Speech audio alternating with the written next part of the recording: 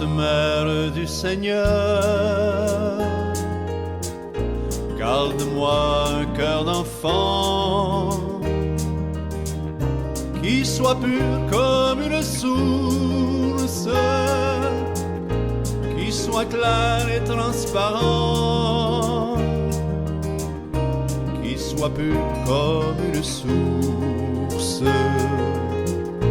Garde-moi un cœur d'enfant.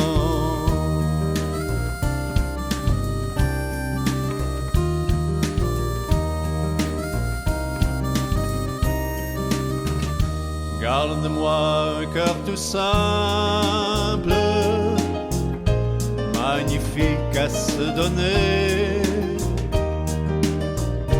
qui ne goûte pas les peines, qui soit doux, compatissant,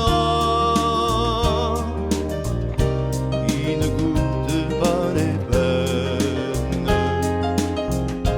Garde-moi un cœur d'enfant.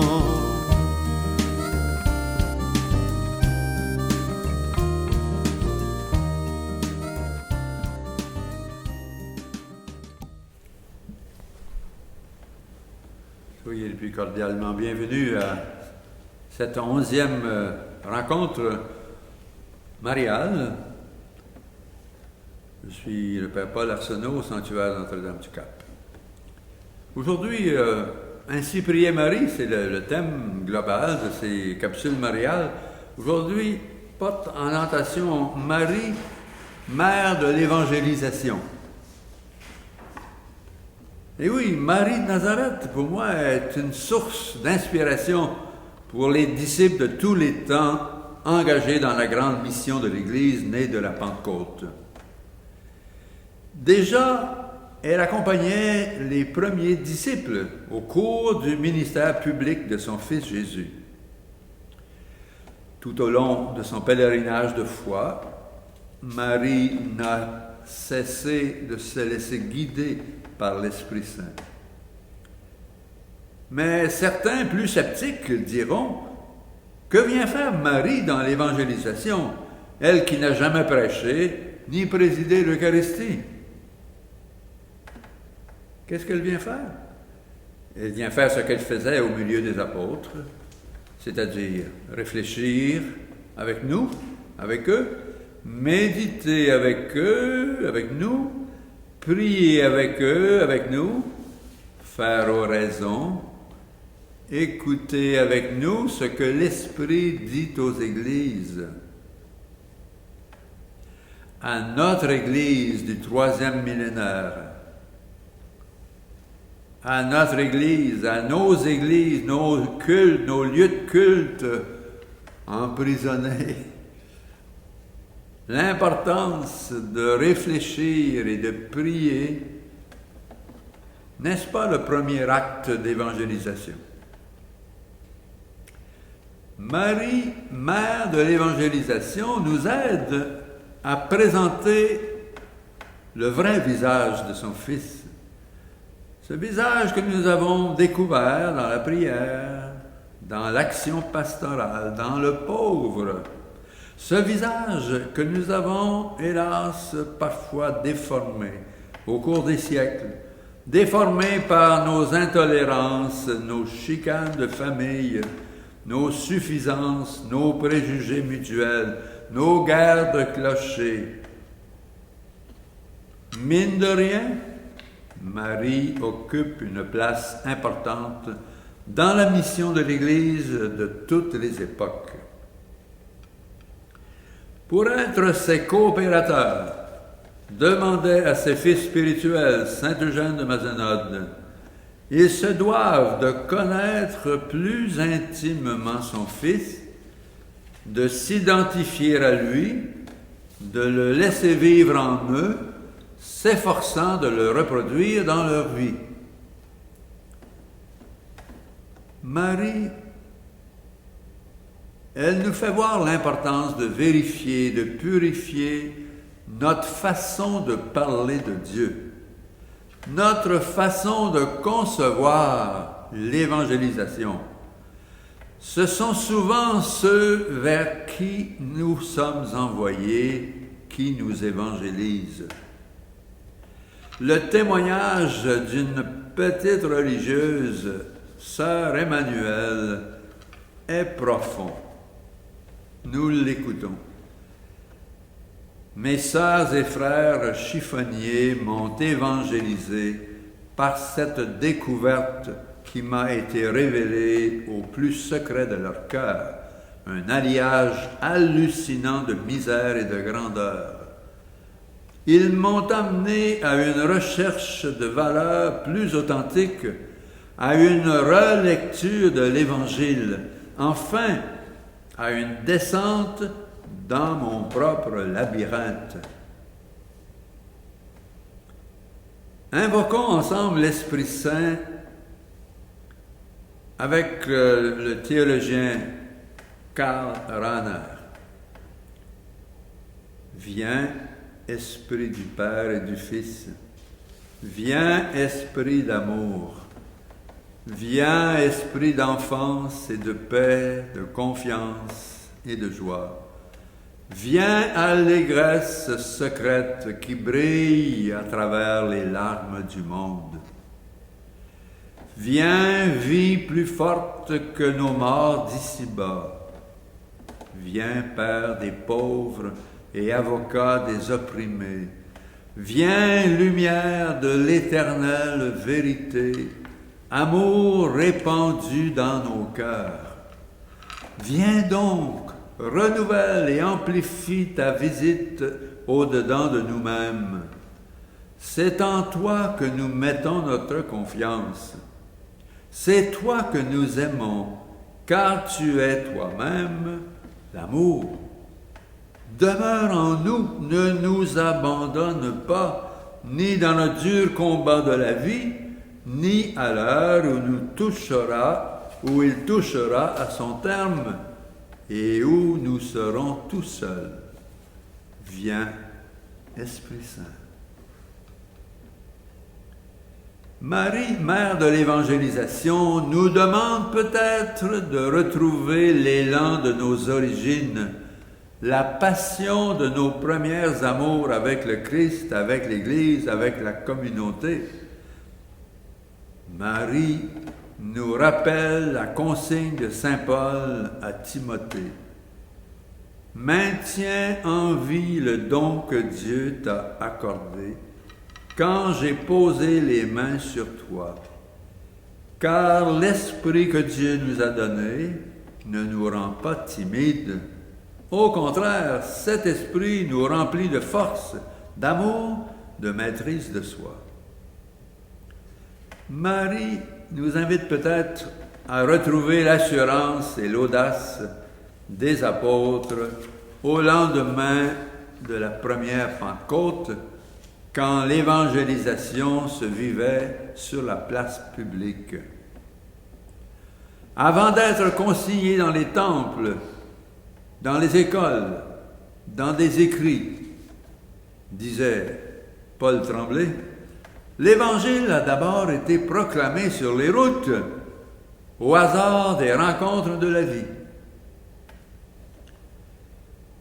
La rencontre du diacre Philippe, au livre des Actes des Apôtres, avec un Éthiopien, nous le montre bien. L'Évangile est de plus en plus mis en chantier, comme au début de l'Église, c'est-à-dire sur la rue, dans les médias sociaux, par l'Internet, par la force incontournable du cinéma et tant d'autres lieux d'évangélisation. Avec le franciscain Michel Hulot, confions-nous à Marie, mère de l'évangélisation. Je te salue, Marie, mère de toutes nos Pentecôtes. Tu es, avec les apôtres, l'Église qui prie et accueille les dons du Saint-Esprit. Je te salue, Marie, mère de toutes nos espérances. Tu es l'étoile radieuse d'un peuple en marche vers Dieu. Je te salue, Marie. Tu es l'annonce de l'humanité transfigurée. Tu es la réussite de la création que Dieu a faite pour son éternité. Marie, mère de l'évangélisation, en prière avec les apôtres au Cénacle, elle a été heureuse de porter l'enfance de l'Église, comme elle avait été heureuse de porter l'enfant Dieu. Elle connaît nos stérilités, nos impuissances, nos doutes, nos peurs. Elle nous rassure en nous tournant vers l'Esprit Saint, lui qui a engendré le Fils de Dieu dans son sein virginal, lui qui a engendré l'Église à partir d'une poignée de disciples barricadés dans un cénacle par peur des Juifs. Rien ne peut rebuter l'Esprit Saint. L'Esprit Saint qui travaille au cœur du monde et de l'Église. Aucune trahison, aucune infidélité, aucune compromission avec l'esprit du monde, aucune lâcheté, aucun échec dans l'évangélisation, aucune fermeture d'église, aucune stérilité. Rien n'arrête la puissance de l'Esprit. Nous te prions, Marie,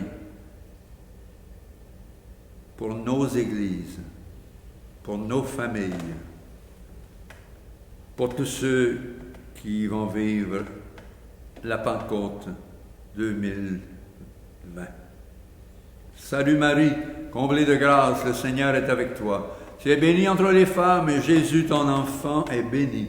Sainte Marie, Mère de Dieu, prie pour nous pécheurs, maintenant et à l'heure de notre mort. Amen. Chers amis, Marie pourra nous rappeler que l'Église a commencé en petit. Chacun de nous aussi, nous avons commencé en petit. Toute une leçon pour la pastorale de toutes les époques. Il nous faut recommencer en petit. Comme Paul de Tarse dans l'immense empire romain avec une poignée de croyants. Eh bien, c'est dans cette civilisation brillante et décadente qu'était la Grèce,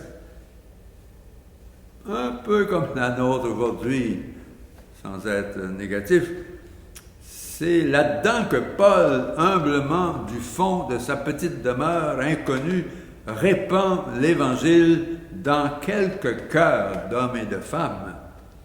Il devient le levain qui soulèvera toute la pâte.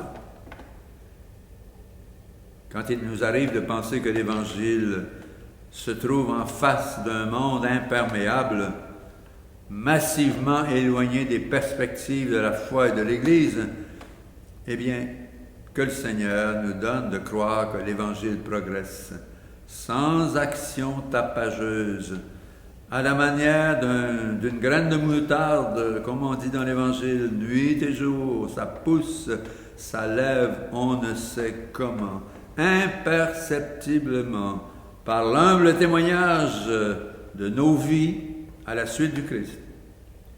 Saint Paul était seul avec une poignée de chrétiens dans l'immense Rome.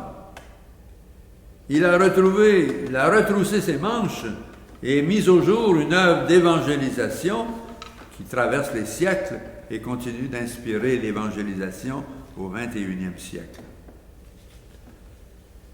En terminant, méditons avec le mystique Maurice Zundel. On ne peut rien faire de bon sans Marie. Hein? On ne peut rien faire de mal quand on est avec elle. Alors, il ne faut jamais la quitter. Et chaque fois qu'on se sent fatigué, las, accablé par le travail et les épreuves de la vie, par toutes les poussières qui s'accumulent, toutes les infidélités qui échappent à la fragilité de l'homme et de la femme, il faut s'exposer à cette lumière virginale Et rien qu'en entrant dans cette mouvance, rien qu'en entrant dans ce sillage, déjà on respire mieux. On dirait aujourd'hui, on respire par le nez. Déjà, c'est une clarté. On est arrivé doucement et attiré à elle de l'intérieur vers le centre qu'est Jésus. Amen. Réfléchissons aussi peut-être, ces jours on ne sait plus sur quel pied danser, quelle orientation prendre dans la nouvelle évangélisation. Il y a tellement d'opinions, tellement d'écoles. Un prêtre français missionnaire au Tchad écrivait ceci. En France, le point de vue qui domine est celui-ci. D'abord, s'occuper des besoins corporels. Après, plus tard, annoncer l'Évangile. Quant à moi, 16 années de présence en Afrique m'ont appris que les pauvres pensent exactement le contraire. Ils ont une faim de Dieu qui nous étonnera toujours. C'est elle qui les tient debout. Ils attendent du missionnaire qu'il leur parle de Jésus le Christ. Marie, mère de l'évangélisation, donne l'audace de quitter nos peurs du monde.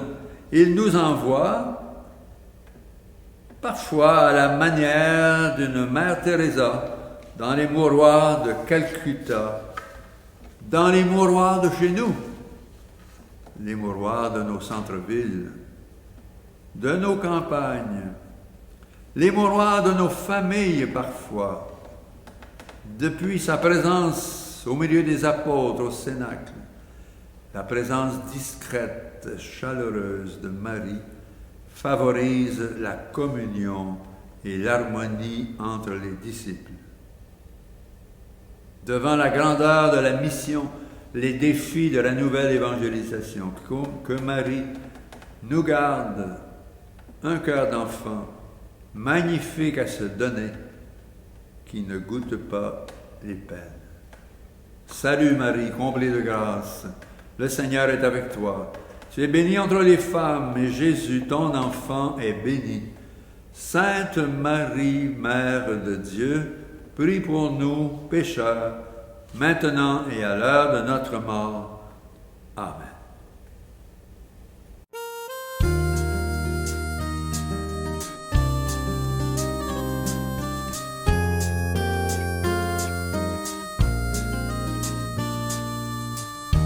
Sainte Mère du Seigneur, garde-moi un cœur d'enfant qui soit pur comme une source, qui soit clair et transparent, qui soit pur comme une source. Garde-moi un cœur d'enfant.